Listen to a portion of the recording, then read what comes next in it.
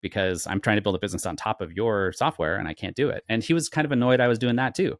Because again, if I wasn't doing it, maybe they would have called Luke, you know? And then we raised venture capital, I think, before Luke did, which I think annoyed him too. And certainly the existence of Chef annoyed him, because, you know, it felt like, you know, we had stolen from him. We didn't, but, you know, that's how it felt at the time. Did you begin from first principles?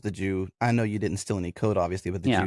did you borrow any? I mean, because open source is like, it's art, and art Yeah. imitates other art, right? There's Yeah. borrowing that happened. There's 100%. influences Look, that happen, it was obviously, right? 100% influenced by Puppet. If Puppet, like, there's a bunch of things that Luke invented, like the declarative resource abstraction, that idea that you would just say, like, this is the file and here's the shape that I want it in. And then here's like a package and I want that in this condition. Like, there'd be no Kubernetes without Luke Kanies, right? Because Luke Kanies was the person that created that abstraction that says, here's how I want to declare this resource. And then that resource maps to something real in the world. And then there's a loop, a reconciliation loop that solves those things and that you lay them out in the way you did. That was all Luke.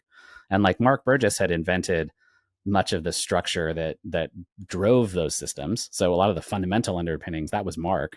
But Luke was the one who put that user experience on top of it, that gave you that abstraction. And like, you got to praise the man for it. You know, like if he hadn't done that, where would it would be on a fundamentally different trajectory, you know? And like, Luke Kanies is a genius, right? He was brilliant.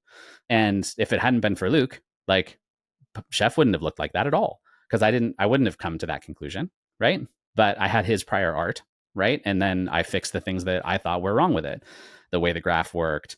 I wanted it to be a real programming language, not a DSL, on and on and on. So like, you know, and it was a fundamentally different product because of it. But it doesn't mean that I wasn't standing on his shoulders. You know, if there wasn't for Chef, there'd be no Pulumi, right? There'd be no CDK, right? Like those ideas of like, you should do the automation in a real programming language. Like Chef was the first of those, really. That wasn't just like writing scripts, you know? So it all stands on each other, right?